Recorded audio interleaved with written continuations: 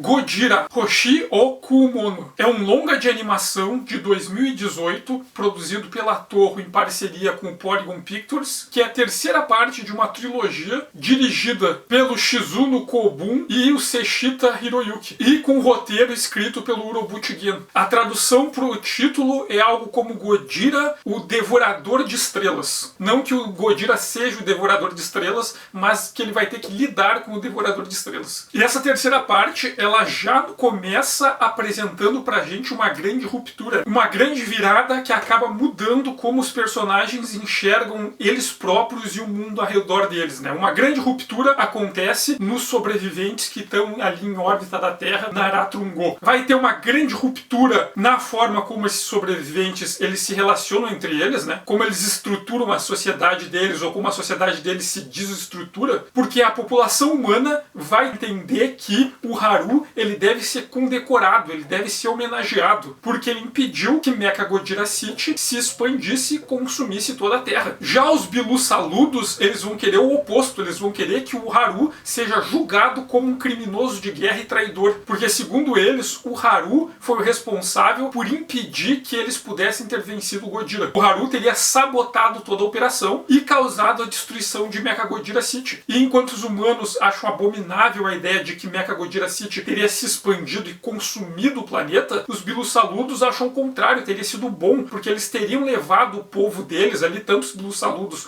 como os humanos e como todas as formas de vida da Terra, ao próximo estágio evolucional. Então os Bilu Saludos entendem que o Mechagodzilla City assimilar a Terra era uma coisa boa. E essa tensão, ela deixa claro como as diferenças culturais entre os diferentes povos sobreviventes são extremamente grandes, ao ponto de serem impossíveis elas coexistirem. É impossível os humanos e os Bilu Saludos existirem em harmonia se o projeto deles para o desenvolvimento do planeta é muito, muito diferente. Então, aquela utopia que existiu lá no primeiro filme, em que todo mundo era igual, eles eram iguais porque estava todo mundo na miséria, não tinha recursos para disputar, não tinha hierarquia para disputar. Então, na falta de uma perspectiva de como organizar o futuro, todo mundo é igual. Mas, diante da perspectiva de existir um possível futuro, os projetos de qual é o futuro mais desejável são diferentes entre as diferentes culturas. E eles são muito diferentes, eles são incapazes de coexistirem. Então, a primeira grande ruptura é que fica extremamente óbvio que as diferentes culturas que sobreviveram na Aratrungo, eles não são capazes de dividirem o mesmo planeta. Eles não conseguem coexistir no mesmo planeta, porque o que eles têm como intenção de desenvolvimento de um futuro desse planeta são completamente contraditórios. Então a ruptura entre os humanos e os Bilu Saludos, ela chega num ponto em que ela não pode mais chegar num consenso. É impossível restaurar essa harmonia entre os dois povos. E a outra grande quebra acontece com o próprio Haru, porque o Haru, ele era aquele sujeito que ele era obcecado em derrotar o Gojira, a vida dele era em volta de conseguir derrotar o Gojira, ele falava que era para recuperar a Terra, ele falava que era para recuperar a dignidade humana, também era, mas também era muito por vingança, era muito uma questão pessoal dele. Só que no final do filme anterior, quando ele chega naquele dilema, ele acaba abrindo mão da oportunidade de derrotar o Gojira para proteger outros valores que naquele momento ele considera mais importante. E depois que ele hesita a primeira vez, agora nesse terceiro filme, ele não consegue voltar à determinação que ele tinha antes. E essa determinação que ele tinha antes era justamente a característica dele que o Belubê mais admirava. Ele achava que o Haru era diferente dos outros humanos justamente por ser mais determinado que os outros. E quando ele tem essa ruptura com os Bilu Saludos, quando ele rompe completamente com o Belubê no final do segundo filme, né, que era o grande amigo dele, mas que eles acabam descobrindo que apesar deles serem muito amigos e deles serem muito parecidos, os valores máximos deles eram diferentes. Então quando ele rompe com o Belubê, quando ele nega a amizade do Belubê e os valores da cultura Bilu Saludo para proteger outros valores que ele acha mais importante, ele acaba abrindo mão dessa determinação dele e ele não consegue mais voltar. Então nesse terceiro filme a gente tem um Haru quebrado, um Haru que se negou a derrotar o Gojira e não consegue mais ter esse ímpeto para lutar contra o Gojira de novo. Então nós temos uma sociedade que até então era harmônica, que acaba sendo rompida, entrando em dissidência, porque as facções diferentes têm valores culturais diferentes, e a gente tem um protagonista que quebrou também, porque aquela coisa que ele achava que era o mais importante da vida dele, ele pega e se depara que aquilo não era a coisa mais importante da vida dele. Existem outras coisas que são mais importantes. Então, que vida é essa que ele levou se ele se dedicou todo a uma causa e ele percebeu percebeu que essa causa nem era tão grande coisa assim, nem era prioridade, né? Então a gente tem um protagonista quebrado. E a equipe que veio da Ratrungo e desembarcou na Terra para lutar contra o Godira, os sobreviventes dela, depois do fracasso do plano de usar Mechagodzilla City para derrotar o Godira, esses sobreviventes eles são ali acolhidos pelos Rutua, e nesse contexto de pós-derrota, em que os Bilusaludos já estão fora do jogo e o Haru tá quebrado, o Metphis ele começa a tomar ações mais diretas, assim, mais de liderança, apesar dele meio que negar um pouco que ele tá sendo líder, que é fortalecer a imagem do Haru como herói. O Metphis ele começa a propagar a religião dele e cada vez mais humanos vão aderindo à religião dele,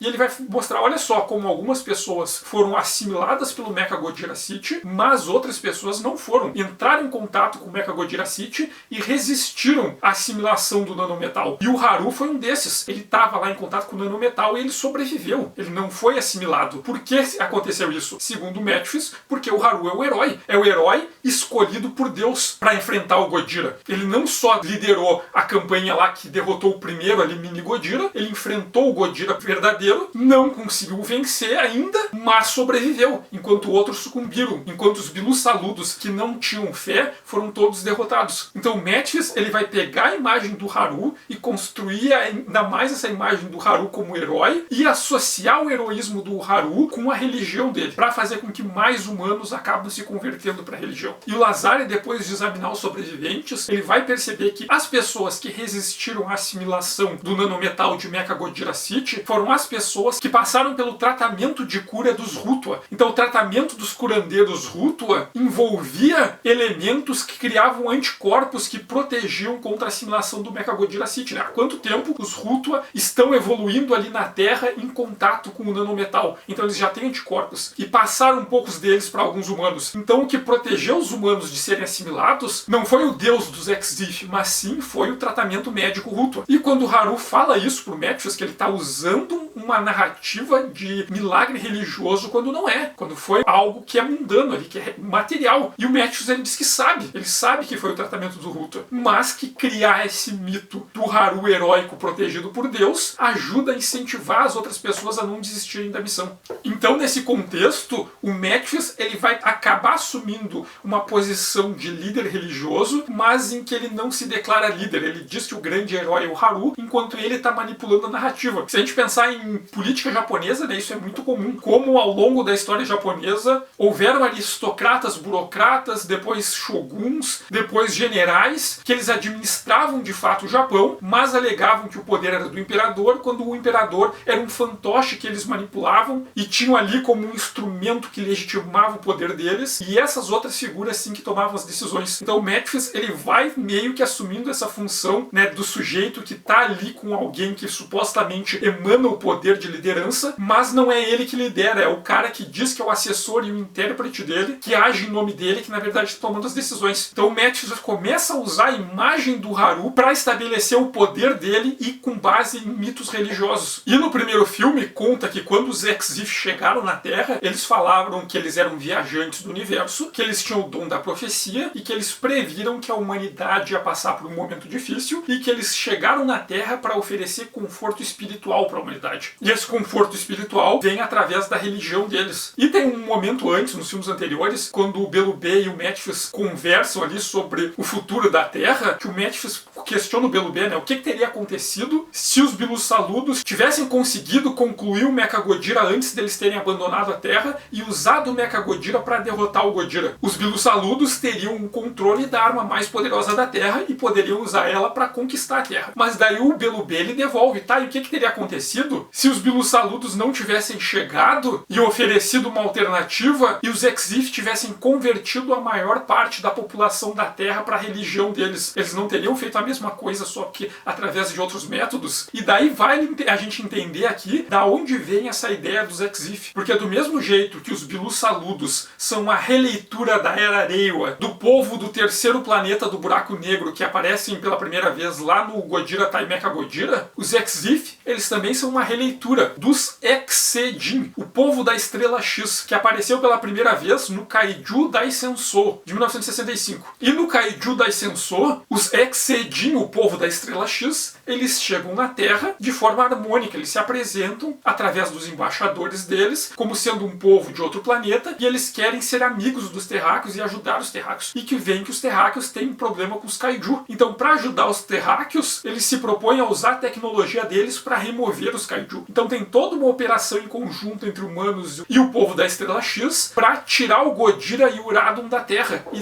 livrar os humanos de ter que lidar com o problema deles. Só que os Exedin, eles fizeram isso porque o Godira e o Uradum eram as forças da Terra que tinham poder para impedir a invasão deles. E depois que eles removem o Godira e o Uradum, fica muito mais fácil para eles mudarem completamente a postura deles de amigo dos terráqueos e iniciar o processo de colonização. E o povo da Estrela X, eles aparecem de novo numa versão da Era Millennium, que é no Godira Final Wars de 2004. E a conversa é parecida. Eles vêm como amigos dos terráqueos, dizem que vão ajudar os terráqueos a se livrarem dos Kaiju, só que na verdade eles se apropriam dos Kaijus e usam os Kaiju como arma para colonizar a Terra. Então os Exedin, eles são esses sujeitos que eles chegam como amigos, dizendo que vão ajudar os terráqueos, mas eles também são colonizadores, só que diferente dos Bilu-Saludos, que são essa versão da Era Reiwa, do povo do terceiro planeta do buraco negro, que eles vêm para colonizar, mas o processo de colonização deles é com domínio militar. Os Exif, né, que são essa releitura da Era Reiwa, do povo da Estrela X, eles vêm para colonizar, mas eles vêm para colonizar usando outra estratégia, que é de fingir a amizade, e aqui na versão da Era Reiwa, o Exifs, eles chegam com a religião deles. E a religião, historicamente, também foi usada como uma arma colonialista. A gente parar pra pensar, né, no contexto europeu, ali no século XVI aconteceu na Europa a Reforma Protestante, que foram quando grupos católicos romperam com a hierarquia da Igreja Católica e fundaram suas próprias religiões cristãs independentes. Daí teve a Igreja Luterana na Alemanha, a Igreja Anglicana na Inglaterra, o Calvinismo na França, e para tentar lidar com os problemas ali que surgiram da Reforma Protestante, né, um jeito da Igreja Católica tentar evitar perder fiéis e perder influência e poder político e religioso, eles iniciaram o que eles chamavam de a Contra-Reforma, que era um conjunto de projetos ali da Igreja Católica para tentar combater essa perda de influência. E entre ali os vários projetos da Contra-Reforma estava a criação da Ordem Jesuíta, que é uma ordem religiosa ali dentro da Igreja Católica, que ela é organizada tendo como inspiração a estrutura hierárquica e militar. Uma das missões da Ordem Jesuíta era a conversão e a pregação dos valores do catolicismo em territórios estrangeiros. Então eles iam para os territórios além mar. Eles vieram para as Américas, foram para a África, foram para a Ásia para converter os outros povos, né? Antes que os protestantes chegassem lá primeiro. E os jesuítas, eles tinham métodos de conversão que não eram o de negar completamente a cultura local. Eles não chegavam e rechaçavam tudo. Eles iam nos lugares, eles aprendiam e eles criavam narrativas adaptadas para o que eles achavam que era melhor para a conversão de cada povo e assimilavam características da cultura daquele povo e misturavam com elementos da cultura católica para ser mais fácil desses povos entenderem e assimilarem e aceitarem o catolicismo. Aqui no Brasil a gente teve o caso das missões jesuítas. E nas missões jesuítas brasileiras tinha o culto do José de Botas, que é um culto assim que ele não é muito comum na Europa, mas ele foi muito forte aqui no Brasil, porque várias populações indígenas brasileiras, eles viviam numa estrutura que era de grandes famílias ou grandes clãs. Imagina ter uma grande casa e todos os parentes, até os mais próximos e um pouco distantes, viviam todos ali juntos. E os padres católicos, eles queriam que esses indígenas passassem a viver numa estrutura familiar mais parecida com a europeia, de um casal, o homem, a mulher e os filhos. E não, sei lá, o homem, a mulher, os filhos, o avô, o bisavô, o tio e o primo, tudo no mesmo ambiente misturado. Eles queriam essas famílias mais unitárias. Então, para isso, eles começaram a criar o culto para os indígenas do José de Botas. O José, né, o pai do Jesus, porque pai é quem cria, ele como um sujeito trabalhador, pai de família, para ser um exemplo para converter os indígenas. E é bem o tipo do método de pregação dos jesuítas. Eles chegaram nos indígenas, eles queriam ensinar alguns costumes culturais para os indígenas brasileiros. Alguns desses costumes tinham mais resistência e eles pegam símbolos específicos que vão ajudar a fortalecer essas ideias. A ideia do José como um pai de família exemplar que deve ser seguido. Se a gente for em outros lugares que também houve missões jesuíticas, na África, na Ásia, nós encontramos adaptações parecidas. Por exemplo, na Índia e nas regiões em volta, tem várias igrejas católicas jesuítas que tu olha por fora e a arquitetura é de um templo hindu. Tu olha, parece um templo hindu, mas quando tu entra dentro, os símbolos lá são católicos. Por quê? Eles não negaram completamente as técnicas de construção. Os hindus entendiam que aquele tipo de construção de prédio era um templo. Então eles pegaram os trabalhadores que trabalhavam construindo templos na época, fizeram eles construir um templo segundo as regras da arquitetura deles. Os sujeitos olhavam, isso é um templo. Só que quando chegava lá dentro, é um templo do Deus católico. Na China é a mesma coisa. Tem igrejas chinesas que têm pinturas assim muito legais. Por exemplo, o Miguel derrotando Lúcifer e expulsando ele do paraíso. Só que o Miguel, ele usa armaduras e armas de guerreiros chineses. E o Lúcifer é um dragão chinês. Então, de novo, os jesuítas, eles aprendem os elementos da cultura deles e assimilam esses elementos e misturavam com os valores católicos para contar as histórias, os mitos, os ritos do catolicismo um jeito que fosse mais fácil para a população local entender. E no Japão aconteceu um pouco disso também. E quando o catolicismo foi proibido no Japão ali na virada do século XVI para o século XVII, não foi porque os japoneses achavam que aquilo ali era uma ofensa religiosa, que os católicos eram hereges que tinham que ser punidos, porque até os japoneses, eles já tinham costume de sincretismo religioso, de misturar shintoísmo com budismo e outros elementos ali tudo junto, e quando o catolicismo chegou também ele acabou se misturando um pouco com alguns ideais dessas religiões. O grande problema foi que alguns daimyo, que eram os grandes senhores de terra samurais japoneses, se converteram ao catolicismo e padres católicos começaram a usar esses daimyos convertidos para tentar influenciar na política. E também quando um europeu contou que a conversão para o catolicismo era o primeiro passo do colonialismo português. Primeiro eles mandavam os padres convertiam parte da população e depois vinha o exército português. Era assim que eles estavam fazendo no Brasil, era assim que eles estavam fazendo na África, era assim que eles estavam fazendo no Sudeste Asiático. E daí, quando o alto escalão ali entendeu que a conversão ao catolicismo era o primeiro passo para o processo de colonialismo português, daí eles proibiram o catolicismo e expulsaram os estrangeiros. Então a pregação e a conversão religiosa também historicamente foi uma das ferramentas do processo colonial europeu. E é justamente isso que os ex-IF estavam fazendo na Terra. Eles chegaram na Terra, não, vocês aqui estão passando por um grande momento de crise, nós viemos aqui para dar consolo espiritual para vocês, para trazer para vocês a verdadeira religião. A religião de vocês é uma coisa mais primitiva, não está bem certa. A nossa é a verdadeira religião, já que o mundo de vocês está condenado, os Kaiju vão destruir, o Godira vai tomar conta de tudo, matar todo mundo e expulsar de vocês. Então se convertam para a nossa religião, que pela nossa religião vocês serão salvos. E esse processo de colonização através da conversão religiosa é algo que é extremamente eficiente, porque se chega um colonizador numa outra terra com outro povo e eles convencem esse povo que os costumes deles são errados, o costume verdadeiro, correto, a religião correta é a religião do colonizador. Se aquele povo acredita nisso, a gente tem uma questão que é, esses povos, eles adotaram uma nova religião, mas eles não dominam essa nova religião. Quem é que conhece os mitos da religião? Quem é que conhece os ritos da religião? Em que língua os textos sagrados da religião estão escritos? Tudo na língua do colonizador. É o colonizador que conhece, é o colonizador que domina, é o colonizador que sabe as lendas, é o colonizador que sabe executar os rituais, é o colonizador que sabe ler os textos religiosos. Então, para esse povo colonizado que foi convertido, eles não têm acesso à religião.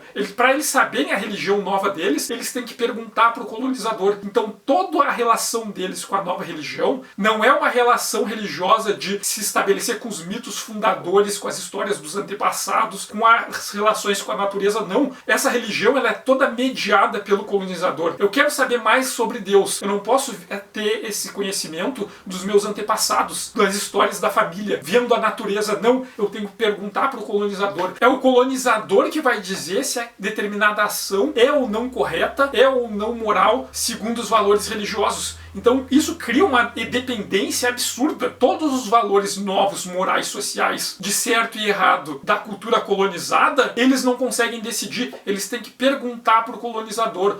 Lê aí no texto sagrado e vê se o que a gente sempre fez há séculos, nossos antepassados faziam e faz parte da nossa vida, vê aí se isso é certo ou não. E o colonizador vai dizer, não, isso aqui Deus não aprova. Isso aqui pode, isso aqui Deus deixa. Mas isso aqui Deus não gosta, então você tem que parar de fazer. Então um mecanismo extremamente eficiente para o processo de colonização colonização para tu dominar uma população. Tu vai lá, apaga a cultura deles, enfia a tua religião, os teus valores, e tu tem o poder de dizer para essas pessoas se elas estão certas ou erradas ou não. Então não é só um domínio que é a partir da violência, né? Se tu não fizer, eu vou te punir, vou te matar, vou te torturar, vou te prender. Mas não, eu vou fazer tu se sentir culpado. Ah, isso que tu fez é muito errado, tu vai pro inferno. Meu Deus, que vergonha tu fez isso. Então é uma pressão que é moral, que é interna. Tu implanta na consciência do sujeito uma culpa, um remorso, uma ideia de que ele tá errado. Então esse sujeito, ele nem precisa de uma punição violenta para não fazer. Ele vai se sentir culpado e não vai fazer as coisas que o colonizador, que o dominador não quer. Então esse sistema de chegar e converter as pessoas para a religião é um instrumento colonial que foi usado pela Europa por séculos. E é usado até hoje, né? Porque ainda tem casos de pessoas de igrejas que vão para locais em que as pessoas passam por necessidade, por exemplo, nas zonas de guerra, para a África, vão lá com a desculpa de que vão fornecer auxílio humanitário, só que esse auxílio é condicionado às pessoas participarem dos cultos religiosos. Imagina tu chegar num local em que as pessoas estão extremamente necessitadas, estão passando fome, e tu diz para a pessoa, olha só, eu tenho comida aqui, mas eu só vou te dar essa comida se tu começar a frequentar os cultos da minha igreja. Ah, teu filho tá doente, tá morrendo, eu até tenho o remédio aqui, mas eu só vou te dar esse remédio se tu levar o teu filho para ser batizado lá na minha igreja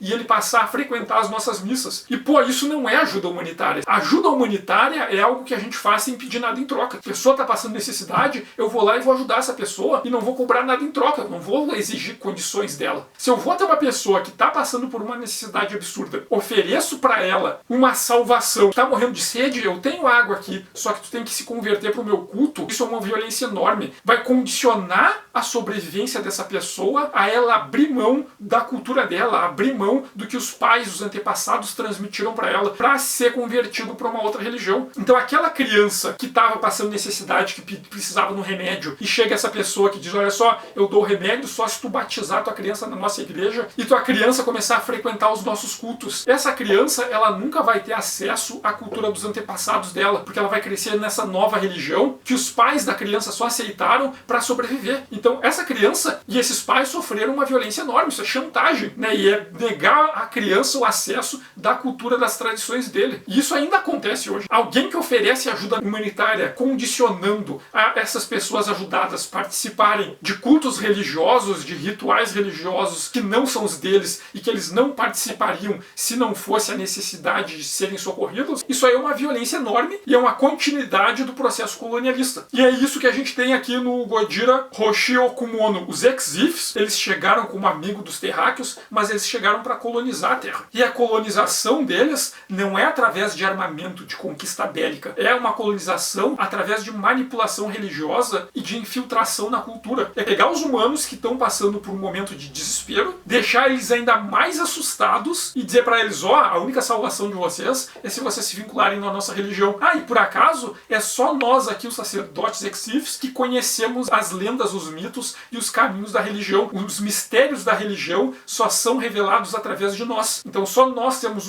a capacidade de dizer o que Deus quer e o que Deus não quer, o que é certo e o que não é certo aos olhos de Deus. E isso coloca a humanidade na dependência deles. E é nesse momento que o Mephis, ele se revela, né, as intenções do Haru. Por que ele gosta tanto do Haru? Por que ele incentivou tanto o Haru? Segundo ele, os humanos, eles são muito dependentes uns dos outros. E eles não gostam de tomar decisões. Então eles preferem escolher líderes na qual eles projetam o imaginário de que são heróis e deixam esses líderes decidirem e simplesmente seguem o que o líder decidiu. Então, para ele converter os humanos, se ele tentasse converter todos os humanos um por um, ia ser muito mais difícil. Mas se ele criasse um grande líder e convertesse o líder a seguir a religião deles, todo o resto da população seguiria esse grande líder. E é por isso que ele incentivou o Haru. Ele queria fazer do Haru um herói. Ele queria que o Haru fosse o herói, usar o Haru como símbolo da religião deles e automaticamente os outros humanos seguiriam o Haru. E daí ele vai ter uma perspectiva religiosa que vai estar um pouco alinhada de uma perspectiva que é um tanto científica que o Lazare vai propor, né? O Lazare tem um momento nesse filme que ele questiona que os humanos voltaram para a Terra para destruir o Gojira, para acabar com os Kaiju, para retomar a harmonia da Terra, fazer a Terra voltar para o estado que ela era antes dos Kaiju, porque aquele estado supostamente era o correto. E ele questiona, e se esse não era o estágio harmônico correto? E se o processo evolucionário da Terra, ele seguia um caminho natural que era para resultar no Gojira e nos Kaiju? E os humanos, eles não eram a espécie dominante, eles não estavam ali sendo o ápice da evolução terrestre. Eles eram uma etapa pelo qual o processo evolucionário estava passando para chegar nos Kaiju. E o auge da evolução natural da Terra é o Ghidorah. Então, se a gente parar para pensar nessa perspectiva, os humanos lutarem para derrotar o Ghidorah e retomar a dominância do planeta seria algo como bactérias unicelulares quererem se revoltar contra as formas de vida multicelulares, porque eles teriam roubado a Terra deles e essas formas unicelulares, as bactérias, quisessem destruir todas as formas de vida multicelular para retomar a dominância da Terra e o desenvolvimento do planeta seguir de novo como era num passado remoto em que as formas de vida unicelulares eram a dominância e conduziam o processo evolucionário do planeta. Então, nessa perspectiva, os humanos tentarem derrotar o Ghidorah seria algo como as bactérias quererem derrotar a humanidade e se tornarem a espécie dominante do planeta. Os humanos não seriam uma finalidade, os humanos seriam uma escada no mesmo nível que as bactérias foram para chegar nas verdadeiras formas finais do planeta, que são os Kaiju e o Ghidorah. A função do planeta, nesse ponto de vista, seria produzir um Ghidorah, seria produzir Kaiju, e os humanos são só uma etapa ali que se precisava passar. E o Metis, ele vai ter um entendimento parecido quando ele vai falar sobre isso, como a finalidade do mundo são os Kaiju. Ele fala que os Exif, eles vagam pelo universo observando formas humanoides, e que houveram várias formas humanoides ao longo do universo. E elas vão se desenvolvendo, chega um ponto em que elas acham que elas podem moldar o planeta, mexem com forças naturais que não deveriam e acabam criando Kaiju. E esses Kaiju acabam domando o planeta delas. Isso acontece com uma grande frequência no universo e a Terra foi só mais um desses planetas que passou por isso. E quando ele chega nesse estágio, daí que os Exif se aproveitam para intervir nesse planeta com o sistema colonial deles, que é baseado na conversão religiosa. Então os humanos são só uma etapa nesse desenvolvimento do mundo. E o Metis, ele fala, o Ghidorah sozinho, ele não seria nada. Se só tivesse o Ghidorah solto na Terra, ele só seria mais um animal. Mas tendo os humanos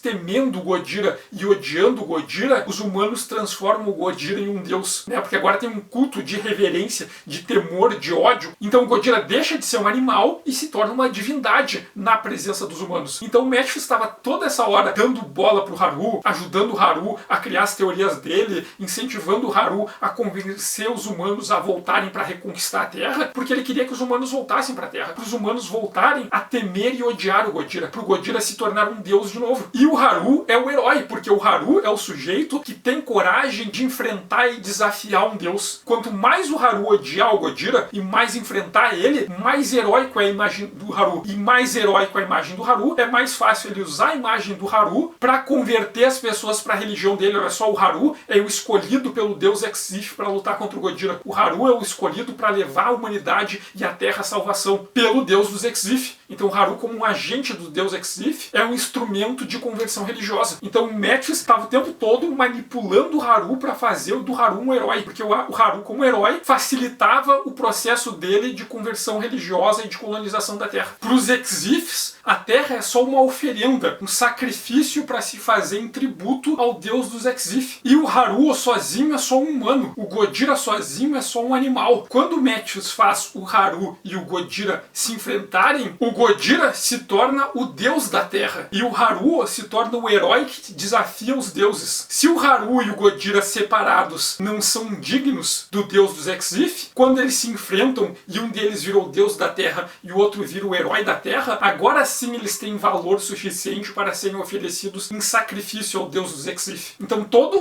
o projeto dos Exif é isso, é para exaltar o valor desses sujeitos que estão no planeta que eles querem oferecer em sacrifício, transformar eles em heróis, em deuses, em lendas dignas de serem oferecidas como esse sacrifício para a divindade deles. E daí tem a questão de como funciona a religião dos Exif, porque o Metis, ele conta pro Haru que os Exif, eles são um povo que extremamente antigo, eles desenvolveram por muitos milênios ali a tecnologia deles, e eles focaram o desenvolvimento tecnológico deles em se tornarem imortais. Só que daí eles começaram a usar a ciência deles para ver no futuro, que as previsões, as profecias que eles têm não é algo mágico. O próprio Metis invoca a frase: uma ciência muito avançada parece magia para aqueles que não dominam as técnicas dessa ciência. A ciência deles permitiu que eles verem o futuro e permitiu que eles vissem o fim do universo. E se o universo vai acabar, o que adianta os Exif se esforçarem para se tornar imortais? A própria busca pela imortalidade se torna sem sentido quando se entende que o tempo é finito. momento que o universo acaba. Então, para tentar transcender o universo, eles usaram a ciência deles para olhar o que tinha fora do universo, o que tem além do universo. E quando eles viram o que tinha além do universo, é que eles se maravilharam e se horrorizaram ao mesmo tempo. E daqui a gente tem um outro elemento que é inserido nessa série que não tinha aparecido até então, né, que era muito focado na ficção científica, que é o horror cósmico. Eu já falei do horror cósmico quando eu falei da HQ ali sobre o Lovecraft e no vídeo que eu falei sobre Hellboy, né? E o Lovecraft vai ser um grande nome do horror cósmico. Se vocês quiserem mais detalhes, vocês vão nesses vídeos. Mas resumindo aqui, a ideia do horror cósmico é a ideia de que existe o universo e existe algo além do universo que é muito maior do que o universo. Onde, né, o Lovecraft vai falar que estão lá os anciões, que são os grandes deuses que estão dormindo, e o nosso universo, ele existe nesse período enquanto essas grandes divindades anciãs estão lá dormindo, cochilando. Quando eles acordarem, vai tudo pro saco. Só que essas entidades, elas são entidades do caos, elas são intrinsecamente caóticas e malignas. Então, fora do universo, o que existe é o puro mal. Se a gente tentar romper e ver o que tem além, a gente só vai ver o terror. É um mal tão grandioso que é impossível para o humano contemplar ele e continuar são, né? É uma coisa tão grandiosa que leva os sujeitos à loucura. E mesmo essas entidades malignas cochilando, elas são tão poderosas e tão malignas que um pouco desse mal consegue invadir o nosso universo. E que, né, as pessoas conseguem acessar esse além do universo nos seus sonhos. Quando a gente tem pesadelos, é um pouco desse mal chegando na gente. Então a religião dos Exifs é uma religião que é baseada no horror cósmico, mas também numa versão do niilismo, né? O niilismo é uma corrente que, na verdade, tem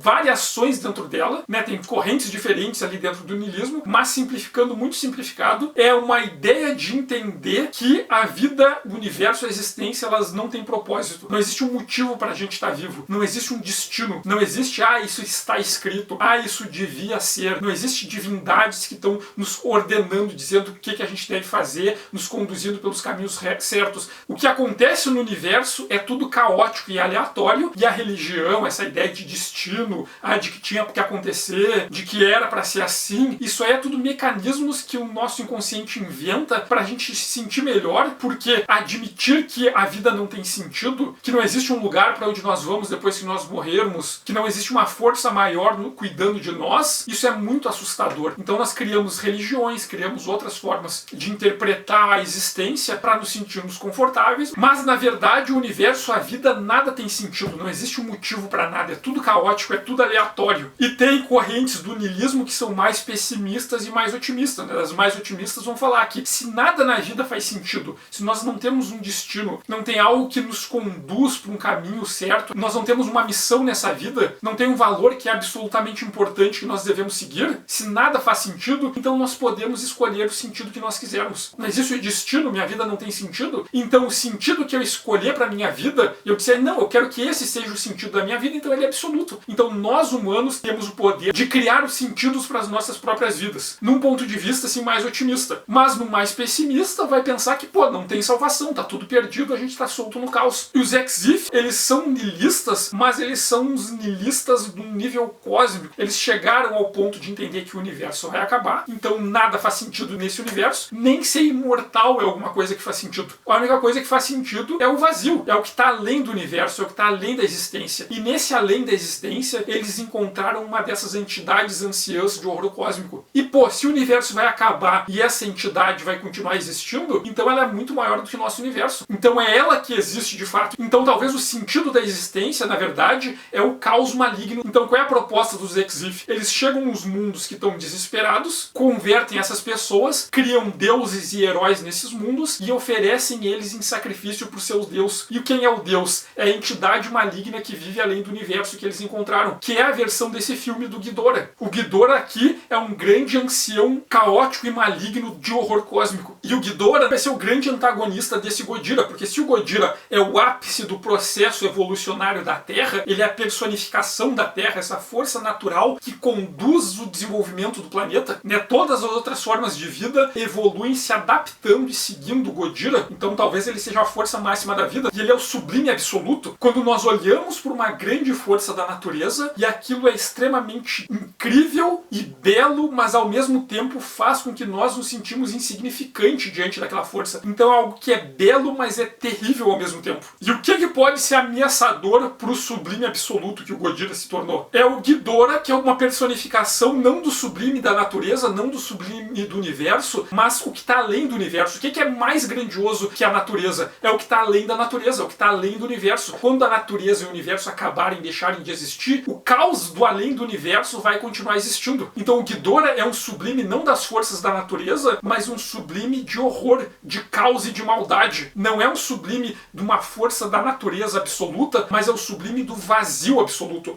É a gente entrar em desespero e se sentir insignificante diante do vazio, do nada, do que apaga e devora e aniquila e consome tudo. E o projeto da religião dos Exif é isso, é pegar esses mundos e oferecer em sacrifício para serem devorados pelo Ghidorah, essa entidade maligna de fora do universo. Porque se o universo vai acabar e nós permanecermos no universo, mesmo se nós formos imortais, nós vamos acabar também. Então a religião dos Exif, eles ofereceram o planeta deles em sacrifício e agora os religiosos vagam pelo universo procurando outros mundos para também oferecer em sacrifício. O Matthews, ele faz uma analogia com a sopa. Ele faz a sopa e distribui para os fiéis e depois mostra ali o caldeirão vazio. E ele fala, essa sopa, ela não deixou de existir. Ela foi absorvida por nós. Ela se transformou e virou outra coisa para continuar existindo como essência para outras formas de vida. E para eles, se o universo vai acabar, o único jeito deles continuarem existindo, deles continuarem tendo sentido, é eles existindo fora do universo. E como é que eles existem fora do universo? Sendo devorados pelo Ghidorah. Se tu for devorado pelo Ghidorah, mesmo quando o universo acabar, tu vai continuar existindo como algo que deu energia pro Ghidorah. Tu vai continuar existindo como parte do Ghidorah. É um tipo de iluminação budista, mas ao mesmo tempo nihilista. E se o budismo, ele fala sobre a iluminação, sobre entender que as individualidades são construções momentâneas e na verdade nós somos todos partes de um todo, né? Nós somos todos uma coisa só e nós vamos nos integrar e se tornar um. A religião do Exif, ele fala nisso em todos serem parte de algo, mas não é de um todo. Na verdade, eles querem ser todos parte do nada. É se tornar um com, não com tudo, mas se tornar um com o nada do vazio, do caos que é Ghidorah. É continuar existindo como nutriente que energiza algo que vai continuar existindo além do universo. Então é um niilismo cósmico que tem elementos que tangenciam com o iluminismo budista, mas que é diferente do budismo que entende que nós somos todos partes de um todo. E também é diferente da integração ali dos Bilu-Saludos com o Mecha Godira City, que todos fazem parte de algo que continua se expandindo, né? Todas as mentes se conectam. Não. A religião dos Exif, eles não vão ter uma mente coletiva, eles não vão continuar existindo como um grande indivíduo compartilhando os fatores de todos. Não. Eles se tornarem a sopa dentro da barriga do Ghidorah. Então, se lá no primeiro filme a gente vai discutir nessa questão do humanismo e do pós-humanismo, que o pós-humanismo é superar os valores humanistas, entender que o bem mais precioso a ser protegido não é só os seres humanos, mas sim coisas que estão além dos humanos. Talvez sejam todos aqueles que são conscientes, talvez sejam todos aqueles que são vivos, todos aqueles que têm sentimentos. E no segundo filme traz um ideal que ainda depois, que é o transhumanismo, que é não só superar a ideia do humanismo como paradigma, como é nós deixarmos de ser humano. Se ser humano não é tão importante assim, então a gente não precisa ser humano, a gente pode virar outra coisa. A gente pode virar uma cidade robô e tá tudo bem. E aqui é pegar o ideal humanista e se desapegar ele ainda mais. Não é deixar de usar o humano como paradigma, não é abrir mão de ser humano, mas é aceitar o vazio. Ser humano é tão irrelevante que tudo bem a gente se dispersar no nada,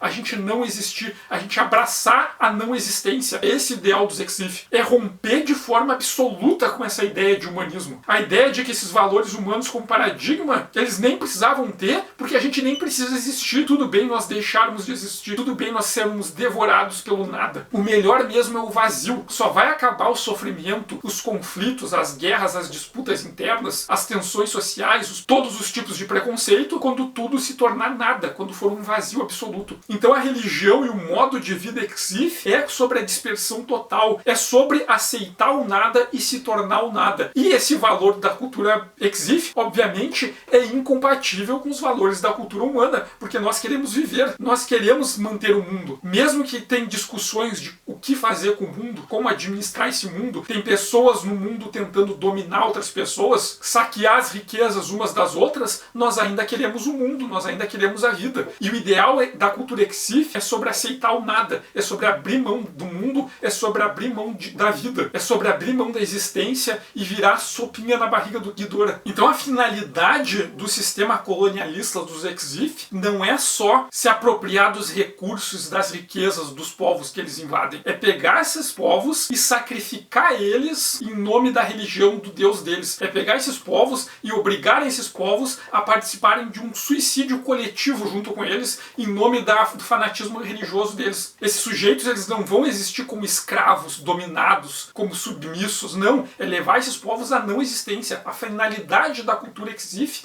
é a não existência do tudo. O que, obviamente, é incompatível com o modo de vida humano. E eu acho que vale comentar também umas questões formais que são usadas nesses filmes, que eu acho muito legal. Como eles representam o Gojira, por exemplo. Nesses filmes, ele é o sublime absoluto. Ele personifica toda essa força da vida e da natureza na Terra. E o design dele, ele foi inspirado numa instrução do Urobuchi, que ele queria que o Gojira parecesse um vegetal, né? E foi usado no Gojira como referência a troncos de árvore. Então, quando a gente olha o Gojira, ele parece uma forma dura, parece musculosa, mas esses músculos, eles parecem rígidos. Ele é todo pensado num grande caule de árvore. Imagina uma árvore que cresceu por 19.200 anos. Mas ao mesmo tempo que ele tem essa aparência de ser um grande tronco de árvore, ele é alto como uma montanha. O Gojira aparece na tela, geralmente, ou ele está enquadrado de muito perto, né, para mostrar ele é tão grandioso que ele não cabe na tela. Se vê um detalhe, se vê só a perna dele, se vê um pedaço da cabeça dele, um pedaço do peito. A ideia é de que ele é tão grandioso, né, para reforçar essa ideia do sublime, que ele não cabe numa imagem. Ou quando ele aparece por inteiro, tem o Gojira lá monumental e a linha do horizonte está lá embaixo para mostrar, olha só como ele é tão maior do que tudo. Olha como ele está muito acima das montanhas. E um recurso que se faz é pegar essa linha e se colocar ela lá embaixo, assim, do horizonte. Também quando o Gojira se mexe, várias cenas, o movimento dele é feito com menos frames do que as outras cenas da animação. Com menos frames, o movimento dele parece mais rígido, mais pulado, picotado, que dá essa noção de que ele se mexendo para nós é algo que parece estar meio em câmera lenta, de tão grandioso que ele é. Também o uso das cores, quando eles estão no espaço, é tudo muito cinza, muito preto. Os outros planetas, eles parecem marrons, para remeter essa ideia de um deserto, de um lugar inabitável. E quando aparece a Terra é muito azul e muito verde, brilhante, para mostrar como a Terra é algo especial. Esse é algo muito verde, muito azul, muito brilhante, né? A Terra como algo único, assim, no universo. Pelo menos o universo que eles conhecem. E daí quando eles estão na Terra, é tudo muito verde, tudo muito azul, né? Para fazer esse contraste com eles lá na Aratungo, naquele cinza, naquela escuridão do espaço. Mas ao mesmo tempo que é um verde e um azul, as plantas são um verde azulado metalizado, para dar essa ideia de que a natureza do planeta se regenerou desde que os humanos foram embora, mas eles se regeneraram não como eles eram antes, eles se regeneraram acompanhando os Kaiju e o Gojira. Então é essa planta que ela é um verde, mas ela é um verde meio azulado, meio metálico, né? Ela é uma vegetação, mas ela tá acompanhando o Gojira, ela tá tentando ficar mais parecida com o Gojira. Mas quando eles estão no vale, onde o pólen metálico não atinge, e as espécies anteriores que não se adaptaram aos Kaiju ainda conseguem sobreviver, a colorização lá é outra. A colorização é muito mais suave, é um verde mais fraquinho, mais delicado, em contraste com aquelas espécies que estão lá em cima, que estão acompanhando o Kaiju. Então todas as cores, as imagens, elas todas têm significado, elas estão todas dizendo coisas. Tem uma parte do design de som também que eu gosto bastante. No filme anterior, que eu acabei não comentando no vídeo passado, que é no clímax do filme ali, quando o Haru tem que tomar a decisão dele, os dois amigos dele estão aconselhando ele, o Belubê está dizendo para ele fazer uma coisa e o Metis está dizendo para ele fazer outra coisa. E os dois estão falando ao mesmo tempo e o Haru tá naquela ansiedade que ele tem que tomar uma decisão rápido. Se vocês assistirem com o som 5.1, a voz do Belubê, ela vai aparecer na caixa esquerda de trás e a voz do Metis vai aparecer do lado direito, mas na caixa de trás. Então é como se fosse aquele anjinho e diabinho lá do Fausto falando cada uma coisa num dos ouvidos de quem tá assistindo. Isso assim é um detalhe do design do som, mas eu acho muito legal. E até aqueles dois caras cochichando no teu ouvido, cada um dizendo para fazer uma coisa cada vez mais rápido, cada vez com mais intensidade, enquanto o Haru ele tá num dilema que ele tem que tomar rápido uma decisão. E esse terceiro filme, eu acho que do ponto de vista visual, é o mais bonito de todos, porque vai ter muito essas imagens da grandiosidade do Gojira, o Gojira como esse sublime absoluto e a personificação de toda a vida da Terra, mas o Gojira vai enfrentar algo que é sublime até para ele, que vai fazer o Gojira se sentir pequeno, que é o o sublime não das forças da natureza, não o sublime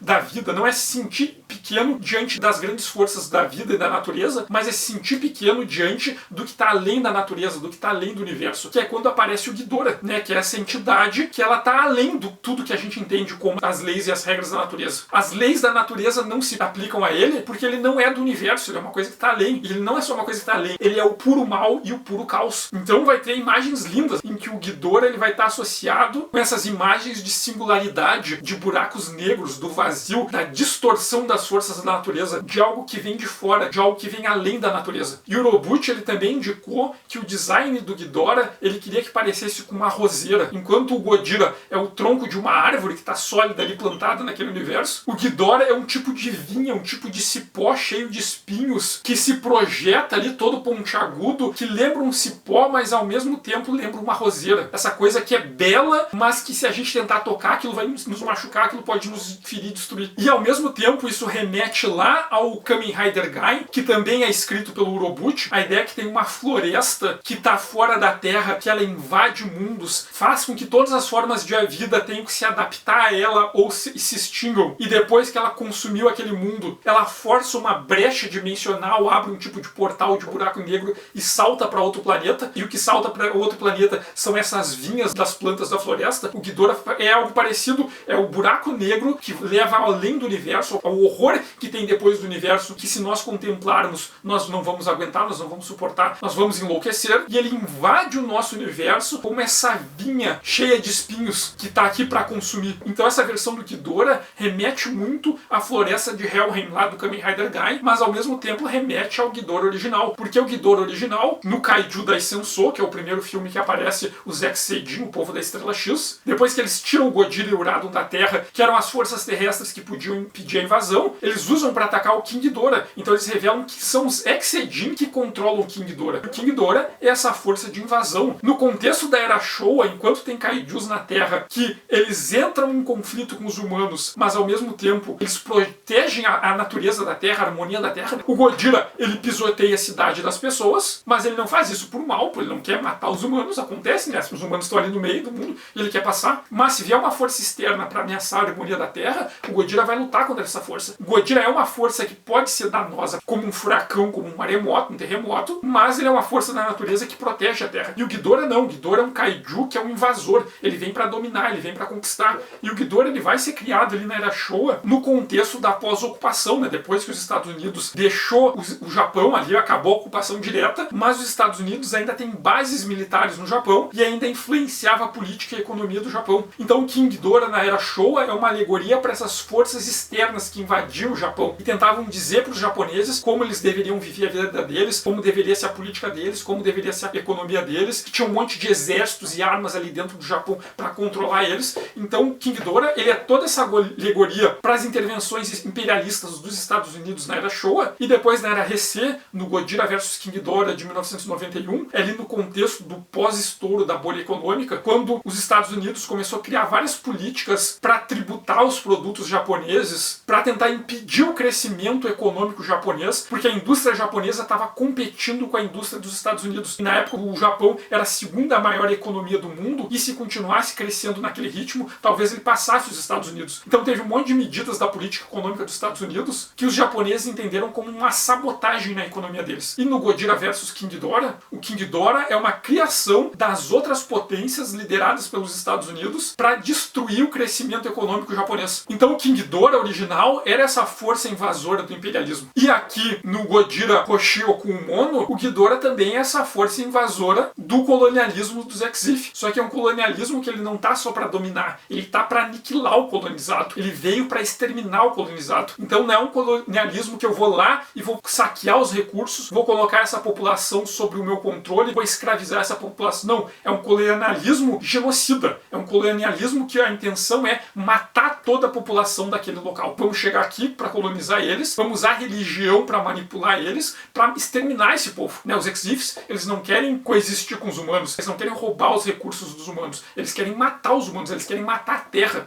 como um todo. E não só a Terra, eles querem exterminar todos os povos humanoides que eles encontrarem no universo. Então é um colonialismo que é genocida, é uma necropolítica. Decisões políticas que são tomadas com o objetivo de causar a morte intencional de certas populações. E tem uma cena que eu acho bastante significativa, em que o Haru, ele está conversando, eu acho que é com a Maina, e ele pergunta se ela odeia o Godira, e ela não odeia o Godira. E ele fala, né, mas ele é aterrorizante, ele é assustador. E ela comenta que um trovão, uma tempestade também podem ser assustadores, mas nem por isso ela odeia um trovão e a tempestade. E é um momento ali que o Haru percebe quanto o ódio dele pelo Godira é sem sentido, né? Porque se o Godira é uma força da natureza, o que adianta tu odiar a força da natureza, né? Vou odiar o terremoto, não leva a lugar nenhum, né? O ódio dele só causa mal pra ele e pra todo mundo que tá em volta, e foi justamente o ódio dele pelo Godira que permitiu que o Mephis usasse ele, manipulasse ele pra manipular toda a população humana. E daí tem uma contradição no quanto o Haru não queria ser um herói, mas se nós pensarmos, os heróis são aqueles sujeitos que eles realizam grandes façanhas e servem de modelo de inspiração para os outros. O Mephis queria que o Haru fosse um herói, para o Haru liderar, e se ele conseguisse manipular o Haru, todo mundo ia atrás do Haru. Que remete também à ideia desses mitos. Vários heróis foram pessoas que existiram de verdade e que o contar das histórias deles, passadas por geração em geração, foram aumentando, até que eles se tornaram sujeitos de cultos. O Heracles, que é o grande modelo de herói ali da cultura grega, né? O grande modelo de heroísmo da cultura ocidental é o Heracles. Ele é um semideus e, como semideuses, ele é um humano que tem alguma característica que é muito acima da média dos outros humanos. E o Heracles é um bom exemplo. Ele passa por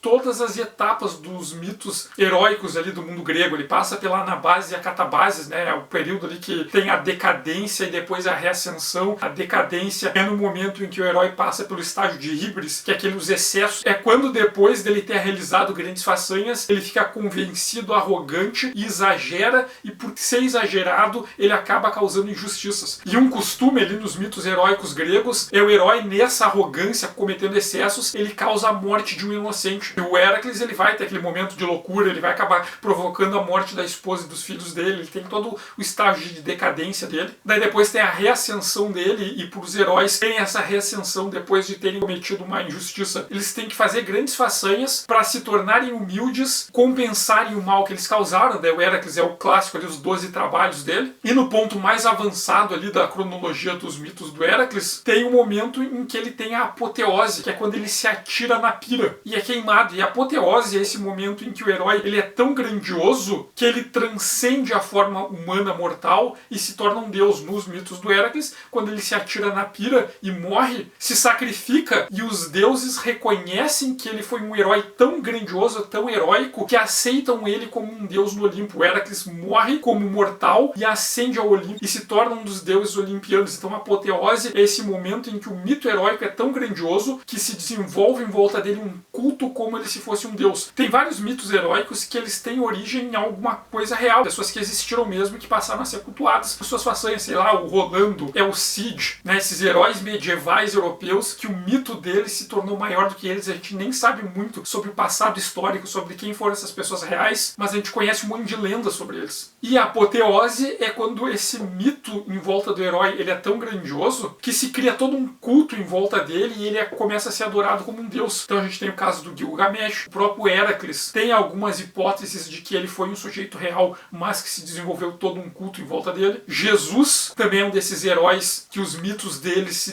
transformaram num culto, que passaram a adorar ele. E o Haru, mesmo negando esse estado que ele não queria ser um herói, no final ele acaba tendo uma apoteose, ele acaba se jogando numa pira. E lá na cena final a gente tem gerações posteriores cultuando o Haru. O Haru foi aquele herói do passado que lutou contra as grandes forças da natureza, que lutou contra os deuses. E o Haru superou o medo que ele tinha para poder enfrentar essas forças naturais divinas. Então no final a gente tem aquelas próximas gerações vendo no Haru um deus que ajuda eles a superar os medos. E eu gosto muito dessa trilogia de animação do Shizuno, do Seshita e do Urobuchi, como ela é extremamente bem construída. Não tem nenhum elemento do roteiro que é solto de forma aleatória, que está ali por preguiça. Tudo é muito bem pensado. Cada coisa é colocada nos lugares certos para ter significados específicos. E tem vários elementos visuais, sonoros, que também não estão ali por acaso, nada ali aleatório. É tudo bem pensado para discutir discutir temas específicos, para trazer ideias específicas. Tem elementos que estão lá no primeiro filme que parecem que estão ali por nada, mas na segunda e na terceira parte eles são retomados e são desenvolvidos. Cada um dos temas interage um com os outros. Tem todas essas temáticas de falar de humanismo, de pós-humanismo, de transhumanismo, de niilismo. Tem toda essa discussão sobre colonialismo, sobre quem é colonizador, sobre quem é colonizado, como os papéis se invertem às vezes. Tem vários elementos da era Showa e da era Heisei que recebem releituras nessas animações, mas não é só um easter egg, não é só uma citação ao filme e tal. Os elementos eles são trazidos, como por exemplo o povo do terceiro planeta do buraco negro, o povo da estrela X, o King Ghidorah, eles são trazidos dos filmes anteriores. É feita uma releitura deles, mas é feita uma releitura que adapta para a história que está sendo contada ali, mas que respeita os sentidos originais. O que cada um desses elementos significava lá nas obras que eles aparecem originalmente? O Urobuchi pega eles, dá uma nova representação, mas eles ainda significam os mesmos valores. Coloca eles num novo contexto, eles se relacionam de outras formas, mas a simbologia que eles traziam ainda são as mesmas. Só que adaptado para falar com questões da atualidade, adaptados para falar um com os outros. Então assim, é tudo muito bem amarradinho. Não tem nada que está ali por acaso, é tudo muito bem pensado. O que, tá onde, por quê, para construir essa narrativa e para debater os temas que os autores queriam debater. Assim, eu acho que é basicamente o inverso do que é o Godzilla King of the Monsters, em que o Michael Daugert ele faz referências a vários filmes anteriores, mas as referências dele são muito mais visuais. Ah, tem uma coisa lá, vou trazer essa coisa para botar no meu filme. Tá, mas o que esse elemento significava no filme original? Por que ele estava no filme original? Que tema eles estavam debatendo lá? Qual era a discussão em relação à sociedade japonesa da época? O Daugert não, ele simplesmente pega esses elementos e dane os significados originais e vamos colocar todos eles ali no filme para fazer uma grande lutinha de monstros. Sabe, é como se ele olhasse só para a superfície, para a aparência e se esquecesse de pensar, pá, mas o que isso significava lá nas obras originais? E nessa trilogia não, é fazer toda uma reapresentação deles, mas para ainda discutir esses temas. No que aqueles temas que eles significavam são relevantes para a sociedade atual. Então vamos trazer esses elementos, trazer os temas que eles representavam, vamos debater, mas agora de acordo com os valores, com os contextos que são relevantes para o agora. Essa trilogia é muito, muito bem pensada. Eu acho que eu gosto menos do primeiro filme, mas porque ele é mais apresentação, e o segundo e o terceiro, assim, eles são muito, muito bem escritos. E com imagens muito bonitas, que não estão ali só por acaso, né? Essas imagens belas, elas têm conteúdo, não é só superfície. Então quem puder ver, eu recomendo que veja. Tanto o Gojira Hoshio Kumono, como os dois longas de animação anteriores. Bom, fico por aqui por hoje, agradeço quem assistiu até aqui, peço que quem gostou aperte no gostei, quem não gostou, por favor aperte no não gostei, sintam-se livres para comentar, agradeço quem puder compartilhar esse vídeo, que sempre ajuda muito o canal, agradeço especialmente aos apoiadores do canal, os apoiadores do canal sustentam o canal. Graças a eles eu posso sentar aqui e falar sobre Gojira por horas e horas. Convido quem ainda não conhece para dar uma passada na campanha do Ilha Kaiju no Apoia-se. Também quem quiser fazer doações tem a chave Pix aqui na descrição do vídeo. Convido quem ainda não segue o canal para seguir, para receber as notificações dos próximos vídeos.